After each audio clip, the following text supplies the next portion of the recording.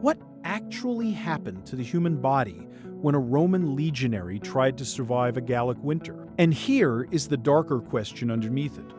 Were the Gauls, the people Rome was trying to conquer, actually better equipped to survive the exact same conditions?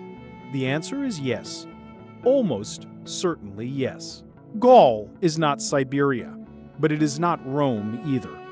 Northern Gaul, what is now Belgium and the Rhine frontier, experiences winters that regularly drop below freezing. Caesar campaigned in regions where January temperatures could sit between -5 and -10 degrees Celsius. Wet cold. The kind that does not announce itself dramatically, but simply settles into everything: clothing, leather, wood, and eventually bone. Caesar's own Commentarii de Bello Gallico mentions winter repeatedly, almost always in the context of logistics: where to quarter the legions, how to distribute them across friendly territory, how to protect supply lines. What Caesar does not write about is what the cold was doing to his men at a biological level. For that, we have to read between the lines. A Roman legionary on winter campaign was carrying somewhere between 25 and 40 kilograms of equipment: armor, weapons, entrenching tools, personal kit, food ration for several days. That load was built for movement, for the rapid marching pace that made Roman armies so difficult to outmaneuver. In winter, that same load became a liability. Wet wool. That is where the problem starts. Roman soldiers wore tunics and cloaks of wool, and wool, when wet, loses a significant portion of its insulating value. It also becomes extraordinarily heavy. A soaked woolen cloak could add several kilograms to a soldier's load while simultaneously failing at its primary job, keeping him warm. The leather of Roman sandals, the iconic caligae, was designed for summer campaigning on Roman roads. In frozen mud, in snow, on the icy banks of Rhine tributaries, they were inadequate. There is archaeological evidence from Roman frontier sites of soldiers wrapping their feet in wool or animal hide during winter, an improvised solution to a problem the standard issue kit did not properly solve.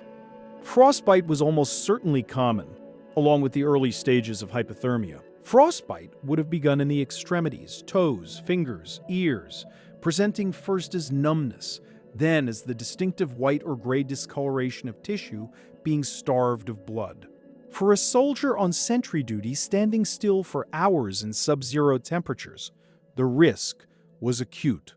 Caesar's texts mention no medical treatment for cold injury because Roman military medicine at this period had no coherent framework for it. You treated wounds.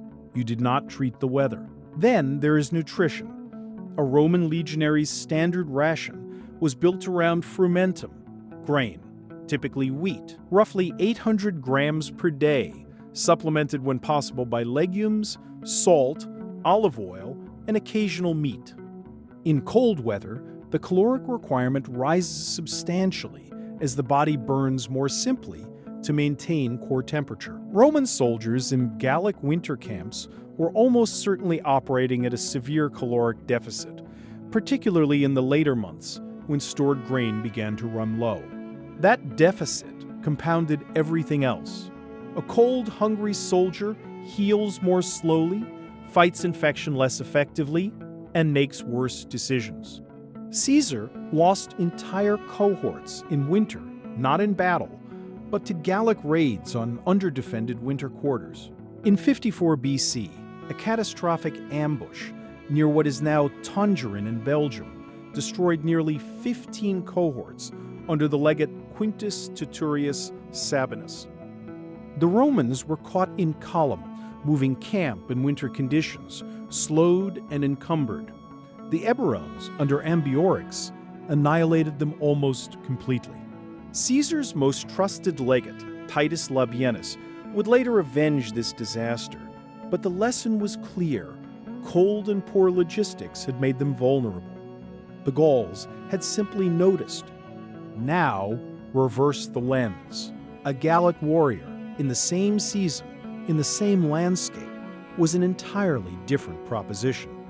The Celtic peoples of northern Gaul had been living in this climate for centuries, and their clothing reflected that reality. Gallic men wore trousers, brace, a garment Romans considered barbaric, but which is, in cold, wet conditions, dramatically superior to the Roman tunic and cloak combination. Trousers trap warmth around the legs and stay functional in mud and rain in ways that bare legs wrapped in wool cannot match. Gallic footwear was also better adapted. Closed boots, often fur-lined, constructed from local hides by craftsmen who understood Northern European conditions. The Gallicae simply could not compete. Their diet was structured around the cold season, in ways Roman military logistics never fully managed. Gallic communities preserved food, salted pork, smoked meats, dried grain, stored root vegetables, specifically for winter. They were not improvising. Caesar himself noted the enormous grain stores held in Gallic Oppida, the fortified towns he repeatedly targeted, precisely because controlling the food supply meant controlling the campaign. And then there is the knowledge question.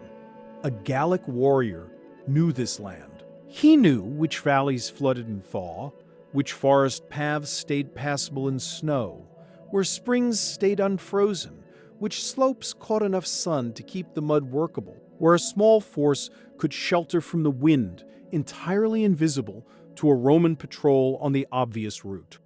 This is not romantic primitivism. It is hard tactical information accumulated across generations that a Roman soldier from central Italy simply did not possess. Ambiorix did not destroy Sabinus's cohorts by being braver or more numerous. He destroyed them by understanding exactly what the cold had done to Roman decision-making, the urgency, the desire to reach winter quarters, the reduced caution of an army that is cold and tired and wants to stop moving. He exploited that precisely. So, could a Roman legionary survive a winter in Caesar's Gaul? Yes, if he was well supplied and stationed in a properly constructed winter camp with adequate firewood, food, and officers competent enough to maintain defensive discipline. The Romans were not helpless. They built remarkable winter fortifications and maintained supply chains under extraordinary pressure. But the margins were brutal. A disrupted supply line, a poorly chosen campsite, an unusually harsh February, a legate who underestimated the local threat. Any single variable could shift the calculation from survival to catastrophe. A Gallic warrior in the same winter? The odds were better. Not dramatically, not invincibly. Disease, food shortages, the dangers of an active war zone rather than peacetime. These were all real.